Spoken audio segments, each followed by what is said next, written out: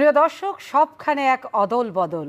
যেমন যে রাজনৈতিক দল প্রায় ১৬ বছর আওয়ামী লীগের নির্যাতনে নিজেদেরকে আড়ালে রেখেছিল, তারা ১৬ বছর থেকে ১৭ বছর পর নিজেদেরকে আজ গুছিয়ে নিচ্ছে।